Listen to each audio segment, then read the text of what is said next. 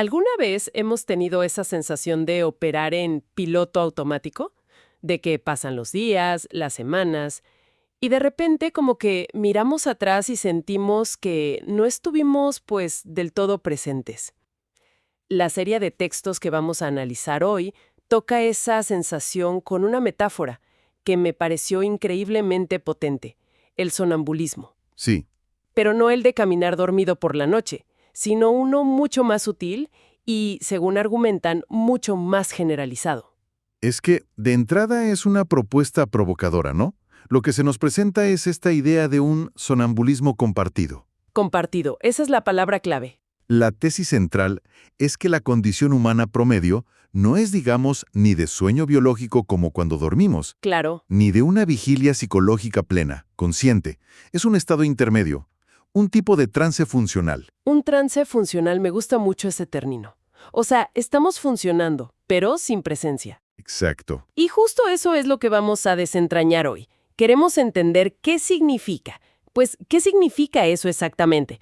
¿Cómo puede ser compartido un estado así? Suena algo muy personal. Sí, parece una contradicción. Y sobre todo, ¿qué nos dice esta idea sobre nuestra sociedad, nuestros conflictos, nuestra propia identidad?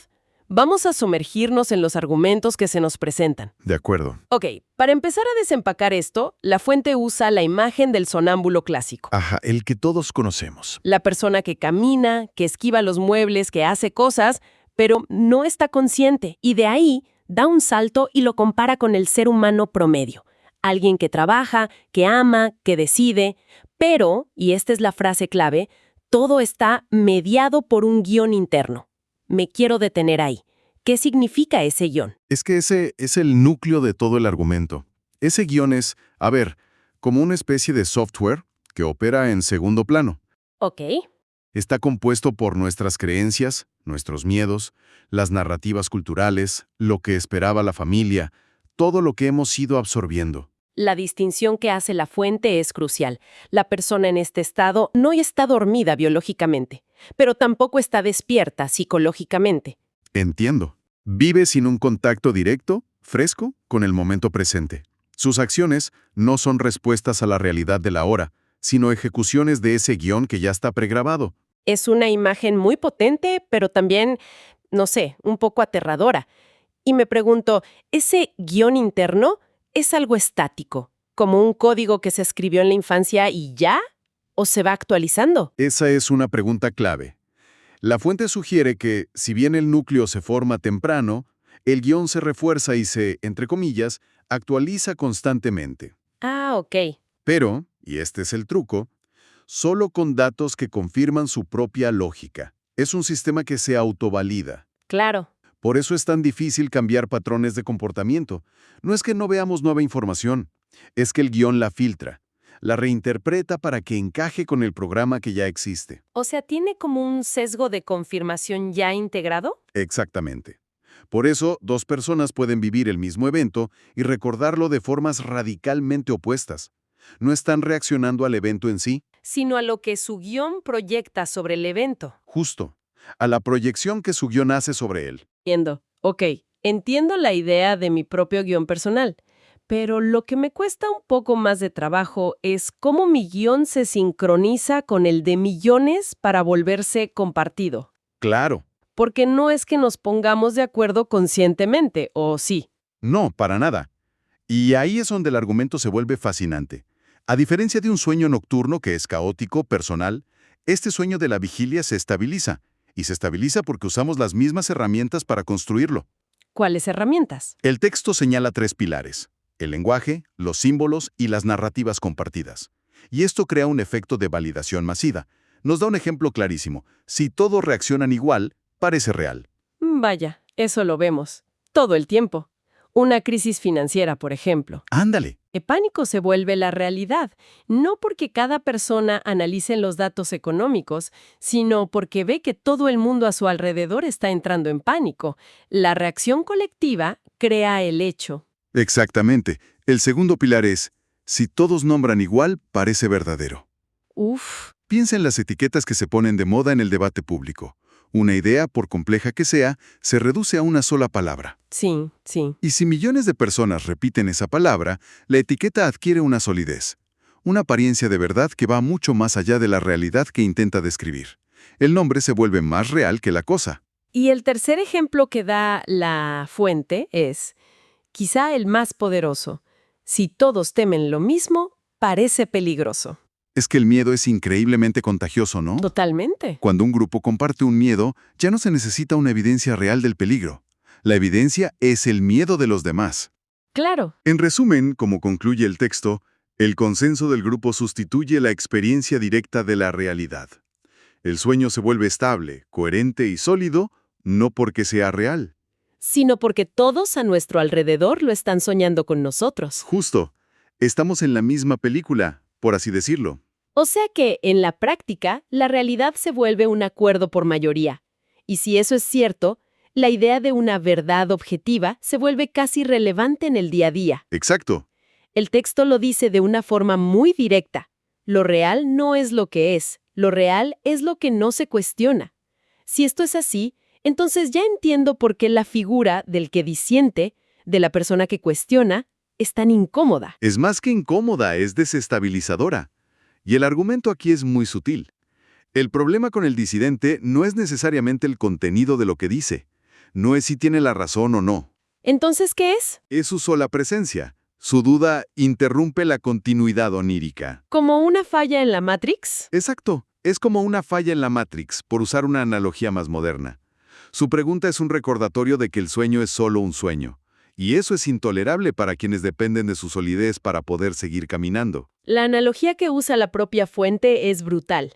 Dice que cuestionar el sueño colectivo es como hablarle a alguien que está profundamente dormido. Uf, sí. Tu intención puede ser ayudarlo, pero el efecto es un sobresalto violento. No lo ayudas, lo sobresaltas. Es que es eso. La persona no te lo agradece, se asusta y se enoja porque le encendiste la luz de golpe. Prefiere la penumbra coherente de su sueño. Y por eso la reacción del grupo casi nunca es debatir, sino neutralizarlo. Claro, aislarlo, ridiculizarlo, etiquetarlo de loco o peligroso.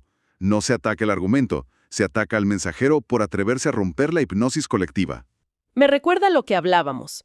El disidente es alguien que está como a medio despertar, pero la persona que despierta del todo... Es el caso extremo de esa ruptura, sí. Y ese rechazo tan visceral al que rompe el consenso, ¿de dónde viene? ¿Es solo una dinámica de grupo o tiene una raíz más personal? Me pregunto qué papel juega nuestra propia identidad, nuestro yo. Lo conecta directamente. La fuente describe el yo de una manera muy particular. En los sueños nocturnos, nuestra perspectiva puede cambiar. A veces somos nosotros, luego un pájaro, luego un observador invisible. Cierto. Pero en este sueño de la vigilia, la perspectiva es fija. Siempre somos yo.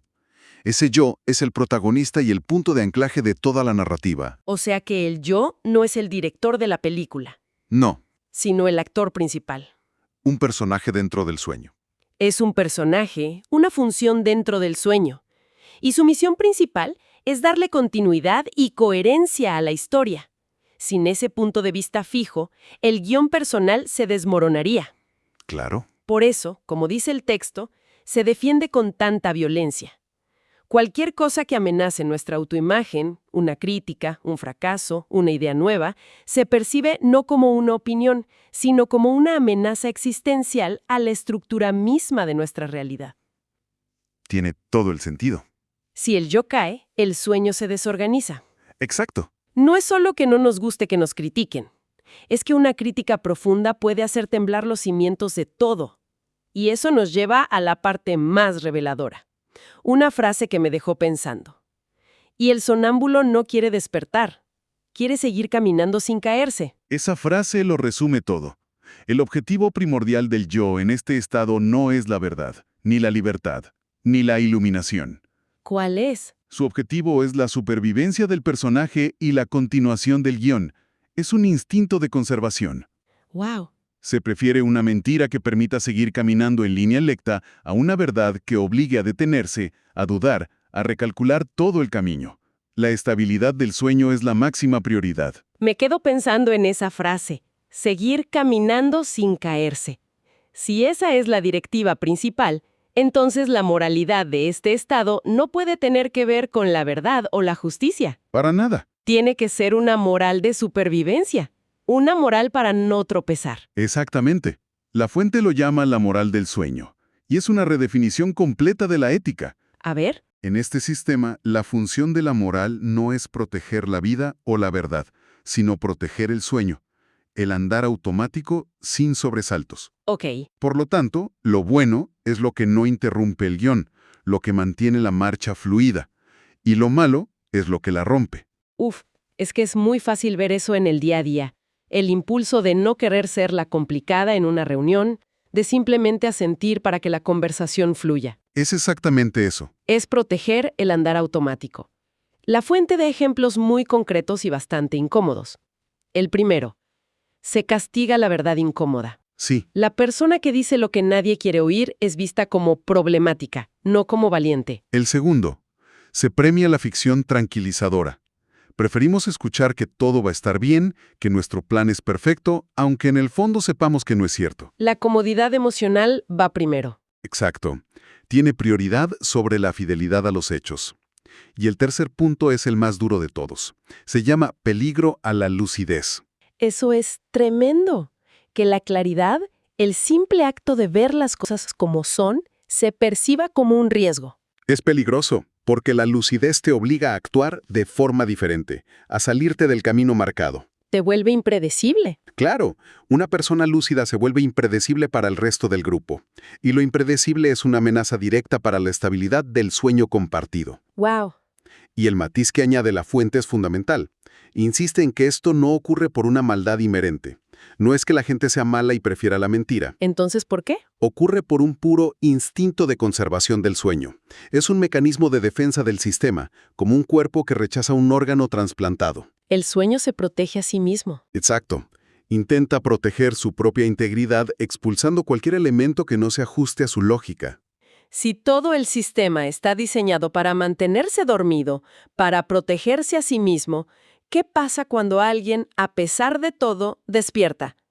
El texto lo califica como el mayor tabú colectivo y usa una palabra muy fuerte. Dice que despertar no es un acto heroico, es un acto antisocial. Se usa en un sentido muy literal, ir en contra de la norma social, en contra de la sincronía del grupo. La coreografía. Justo, la persona que despierta rompe la coreografía. El texto lo describe así: deja de caminar al ritmo del grupo, no responde como se espera, introduce pausas, silencios, preguntas. La imagen de un cuerpo de baile es perfecta aquí. Imagina una coreografía. Todos se mueven al unísono. Sí, Si de repente un bailarín se para en medio del escenario y empieza a mirar a su alrededor con curiosidad genuina, no está atacando a nadie, pero acaba de destrozar la pieza. Rompió la ilusión. la imagen es clarísima. El problema no es que cause un daño directo, es la ruptura de la sincronía. Claro, Los demás bailarines se alarman, el público se confunde. La fuente dice, el grupo no sabe qué hacer con alguien que ya no sueña igual. la persona despierta se convierte en un enigma.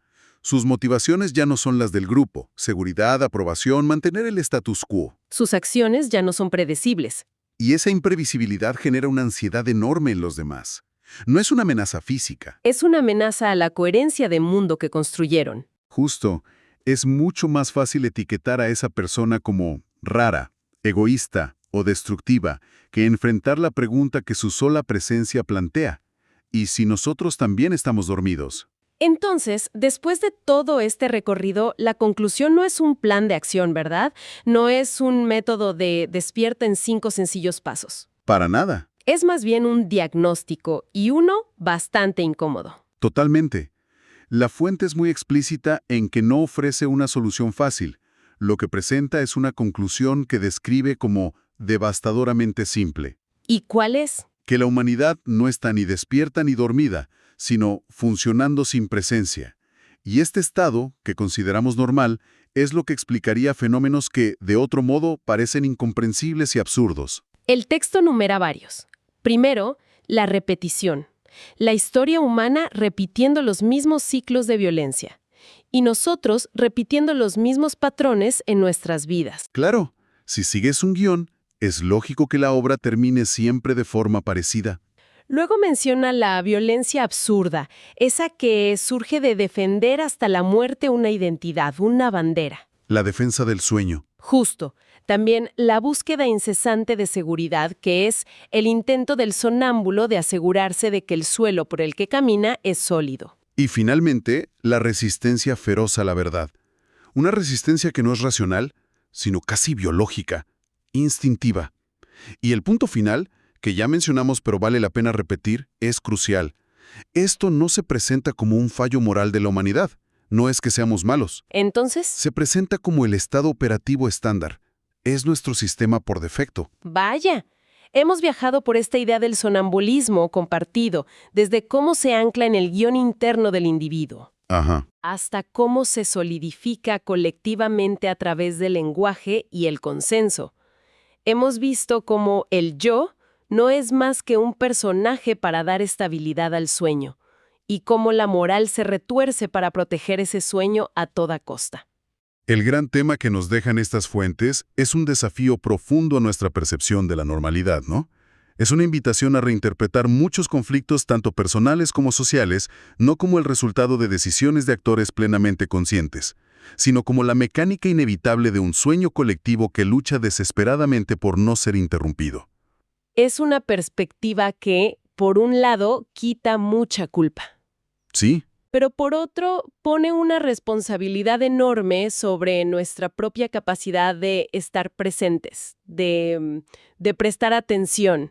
Si el lenguaje y los símbolos compartidos son los hilos que tejen este sueño colectivo, ¿qué sucede cuando una persona aprende a usar su propio lenguaje no solo para describir el sueño que la rodea, sino para interrogarlo,